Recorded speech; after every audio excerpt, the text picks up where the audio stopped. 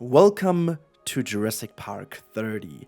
And also welcome to a brand new project on my channel. If you are a Jurassic Park fan, if you are here to celebrate the 30th anniversary, and if you still think there is a little bit of lack of content out there from Universal, fear no more, we are going to do it ourselves. This is going to be the entire project for the ongoing year that I'm going to focus on a fictional story as if Jurassic Park would have stayed open. I have actually filled in a lot of gaps that were required to make this story believable. I have listened to all of the books again, I watched all of the films again in preparation for this project. So be excited, it's gonna be awesome, and I'm going to explain a bit more in the first part now. Let's start with the first iteration. Iteration 1, the island. Now, we have to talk about the setting first of all. Obviously, we don't have Isla Nublar in this game. And obviously, Isla Nublar as a whole would be a little bit too big to achieve. And we also do have a little bit of an issue simply because the coherency in the book is not always given in terms of where is what. And so I have to go a little bit off the chart when it comes to that. And I'm going to create my own little Jurassic Park. That said, I will still keep the idea of the original, of the original novel from having this tour. And we are still building around the tour, but we are going to change the idea of the tour quite significantly in a way that, in 30 years a lot has happened, and so a lot of modern technology could have made it a bit more simple to also integrate other things, but we will keep some of the original spots. That said, I have a very nice idea for the Velociraptor in a way. I have a very nice idea for the T-Rex. The T-Rex will mainly stay in the area where it was. The same goes for the sauropods.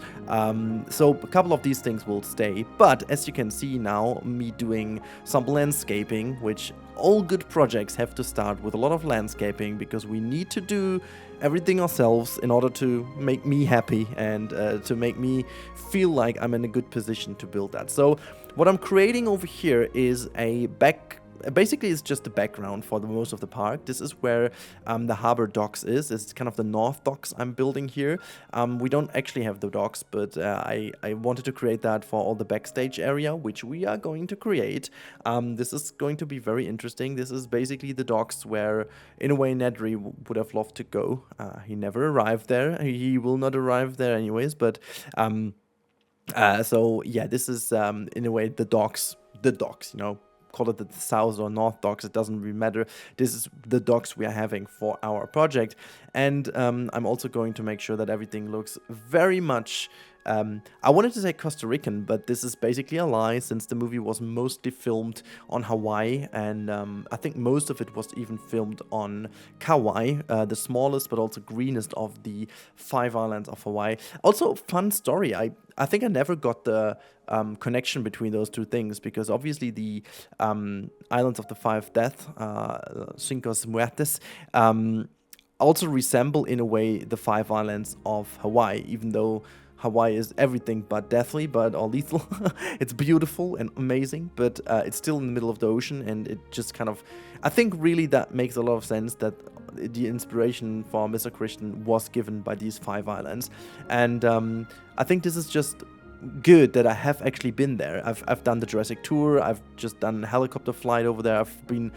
Unfortunately, when we have been there, we couldn't land on the Jurassic Park pads. It was possible in the past, but it isn't anymore at the moment, because they were saying that were filming something over there at that time. That's just like 4.5 years ago. I was hoping for Dominion, but it turned out it wasn't. So, yeah. I don't know. It's just something I feel like very comfortable with because I've been there, and I think this resembles in how I could do the terraforming, because I had a good idea. I stood at the exact point where that, I think most iconic Jurassic Park scene was filmed, where the Brachio is just, standing up on its back legs and then just, trying to get those fresh leaves on top of the tree, and then you can see Alan Grant Ellie and Mr. Hammond watching them. Beautiful stuff, and I think it's very much worth it to have it all in here. But as the preparations are done, we actually have to go already into the second iteration of our project.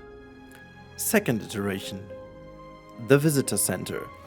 Well, in fact, I couldn't resist to do exactly what we needed to do. We needed to have the core element of Jurassic Park and reimagine it. So this is the actual building in the actual location, well, in our project, and it has been rebuilt. Now, the main structure remained the same, the purpose has changed, and I will actually talk about that a little bit more during the second iteration of our project. The architectural style is mostly kept the same as it was 30 years ago, and the overall style of Jurassic Park was, if you have no idea, it was kind of a tropical colonialism style with a lot of Bauhaus influence in some of the concrete work, but it was mostly about the tropical colonialism style in it.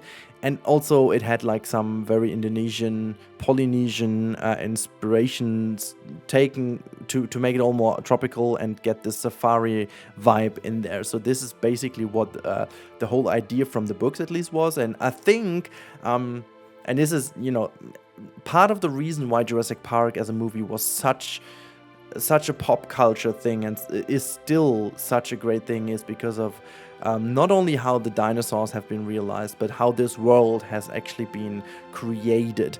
The sheer amount of passion that went into building these things. And I've actually went into looking at some old concept arts of how the visitor center should have looked, and there were some other cool iterations in, but they definitely chose, at least in my opinion, the by far best one in here.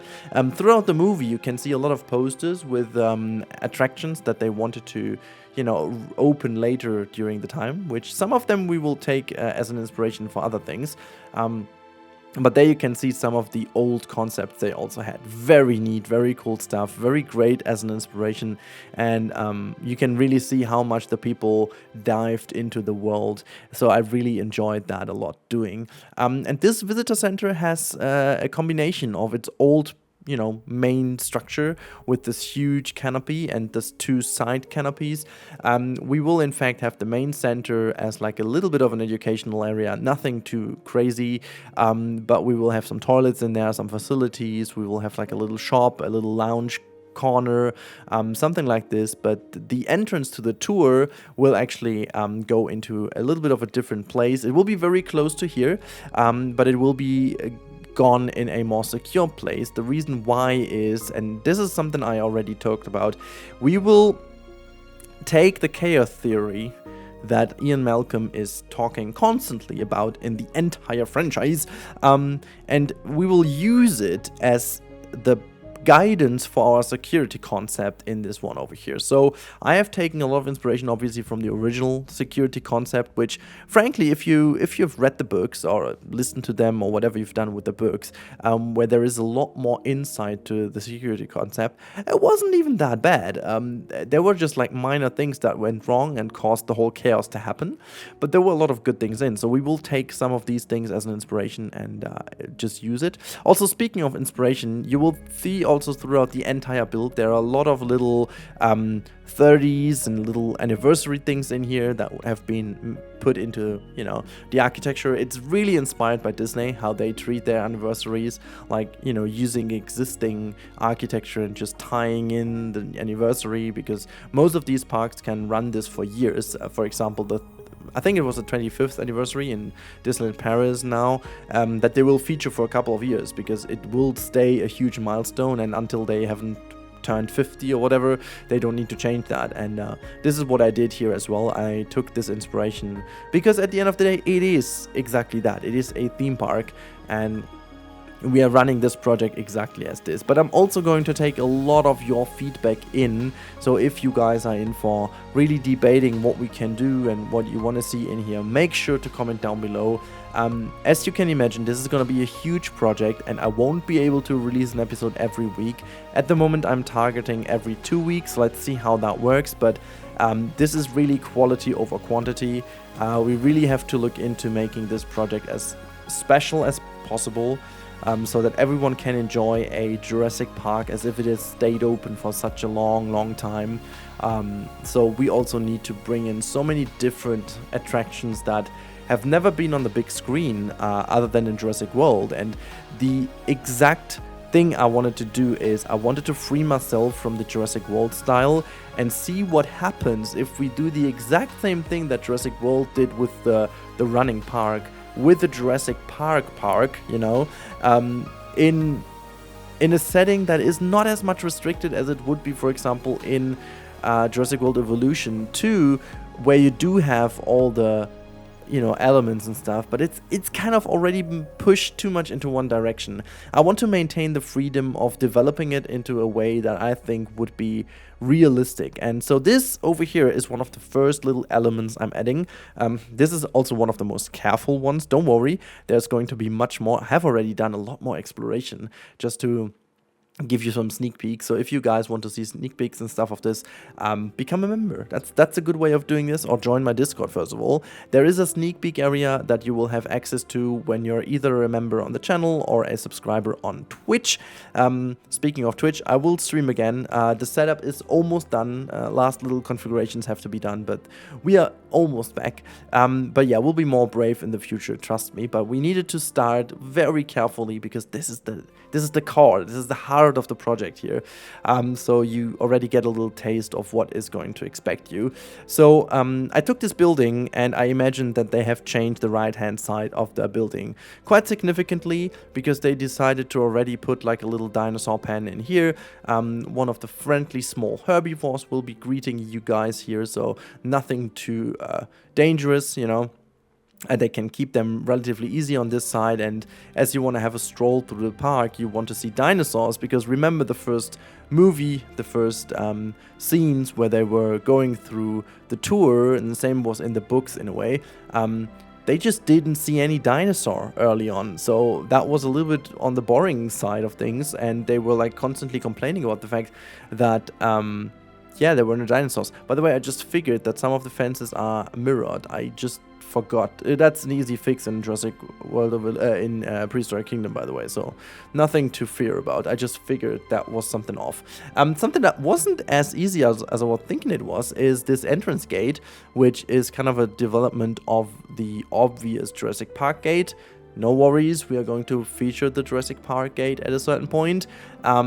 But yeah, it's just like the exploration of the architectural style is super great, because obviously it's 30 years ago, so a lot has changed. Back in the day, that was a super modern spin on this, you know, colonial, tropical colonial style. I was already pretty bold with a lot of security elements from bunkers and stuff. And as I said, maybe Bauhaus is not even that huge of an inspiration. Maybe it was more like how bunkers would be built. But then again, Bauhaus is kind of influenced by that. Anyways, never mind. So it just like really turned out to be really nice. And yeah, we are going from here, and we are going to have a lot of inspiration. I also searched for some of the concept art of the hotels, which is funny because Jurassic World Evolution and Frontier did a great job on the hotels. So we are going to take some inspiration from their models as well. I mean, they did a great job. Why not have a look what they exactly did? But we are going to put a completely different spin on the bigger hotels, and we are also going to have some really cool guest facilities in here. We are going to have something like a development center that is a bit different from the visitor center. It's kind of more focused on a brief rundown of the, you know, development process of the dinosaurs, how it actually works and so on. Not sure if I'm going to bring back Mr. DNA, not sure, but at a certain point that could be fun. But yeah, so you can see also I'm even putting the little design on the entrance here. I'm not going too overboard at this point. It's just all a little test, and we have to see how also the performance is going to work out with so many pieces and so on. I just want to, you know, start off carefully. We'll see how that turns out in the end. But yeah, I'm mega happy with this building so far. It's really, really close to the original, but then it gets this viewing area to the right-hand side, works a little bit with different slopes, with different angles, making sure the whole building gets a little bit of an overweight to the right-hand side, because not only because I wanted it to face that direction, because there actually is a viewing gallery in a second that gives you access to the other habitat that is on the opposite side of the road. I also wanted to make sure that the the views of the people and the guidance is going to the right hand side, because this is actually the way to the entrance to the tour, the new entrance to the tour, which we're going to tackle in the next episode.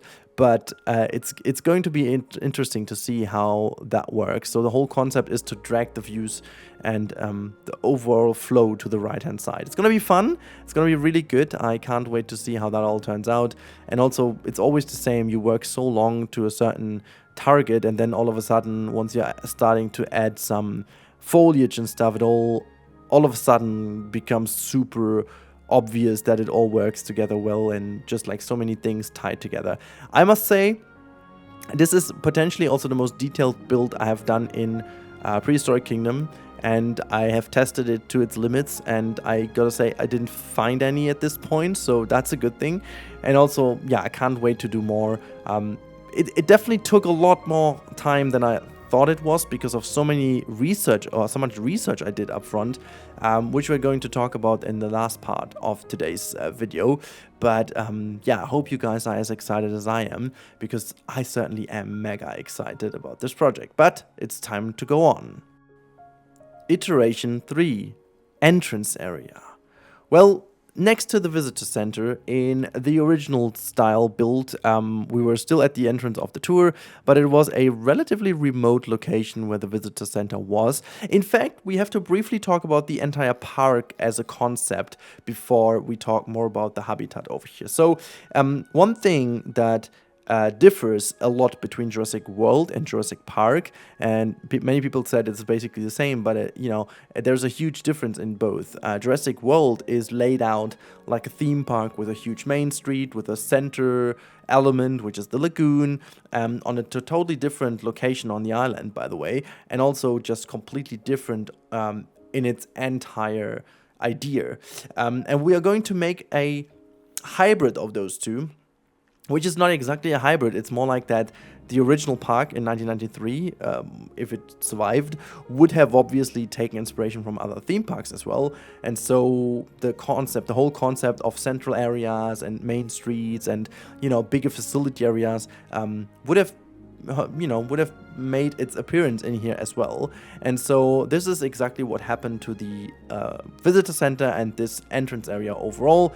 It is becoming our main hub. It's going to have a hotel very much next to it. It's going to have a lot of restaurants and stuff. It's going to get a party area in a way. It's going to get direct access to a helipad and a different way of, getting to the docks. So it's also getting a different connection to the docks, which I'm not going to talk too much about this right now. And so this entrance area is becoming our central hub. However, the entire tour is still staying the core element of the park experience, so we are not going to take away the whole tour. But what we're going to take away is the exclusiveness of the animals during the tour. A lot of things haven't had the chance to shine during the first Jurassic Park, because in both the movies and the books, certain things like the aviary and so on have never made it to the final cut, so to say, of, well, either the movie but also the park. So it's very obvious that there is a lot of creative stuff I have, and you can't really tell how exactly the tour would have been. The only thing we know is that, for example, in the aviary there seems to be would have been a super nice hotel. Something like that is definitely on my radar. But this entrance area is first of all going to be our main hub, in which most of the people will spend most of the time when they're not on the dinosaur tour. One thing I also thought a lot about, but this is something we are going to talk about when we are doing the hotels, especially, is how they would have kept the people on this island for longer. But because frankly, the tour would have been taken in a day, and, well, I mean, that's that. What else would you do? Why would you stay there for much longer? I mean, you've seen the dinosaurs. Maybe you would go for another day and just take another ride, but that's about it. Obviously, they had some more attractions planned, as I said early on, where you could have gone as well, but like it wasn't too obvious for me. Most of the modern day theme parks, like, Disney Florida and so on, they have different theme parks. They even have water parks in there and a lot more other kind of recreation things you can do. So that's something we have to spend a bit of time on it as well. Otherwise, this is not going to work out why people would stay here for longer. And this all together is becoming more or less the entrance area. And this is also a cool little element of storytelling, because whenever we are going to go into the park and build the tour, we will add something to the entrance area. So there's always going to be a counterweight on the entrance area to what we're doing in the rest of the park. So that's that. As you can see, I'm going to, as I said, we have like a little herbivore in here. Just across the street, a little habitat that you can have a little look in. It's almost like chickens. Like, why do I say chickens? It's not to harm those wonderful animals in here. Let me just quickly tell you the story. Chickens are everywhere on Kauai, on the Hawaiian Islands. Like every single meter you find a chicken, and they're like kind of holy on this island, and this is why they obviously are not killed or whatever. Why would they? And they're just kind of the mascots, so to say. And so I thought, why not have like a pretty million years old chicken right next to it. It's just kind of a mascot of the entrance area, as I said. And we also know that from the modern day Jurassic World movies, they also had some pet animals, like the small triceratops in there and so on and so forth.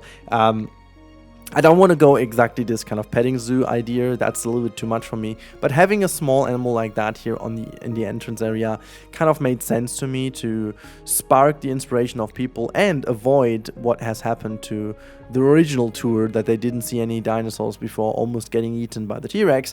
So that's something I definitely want to change. I want them to see animals first and then get eaten by the T-Rex later on, so they can't even complain they haven't seen other animals. Okay, never mind. But yeah, as you can see, I'm also putting a lot of effort into getting the right layout in, the right trees, the right context, and it's really important to me that we maintain the original Jurassic Park feel while still adding a lot of new things in here. For example, like this seating area, as you can tell here in the center, has not existed.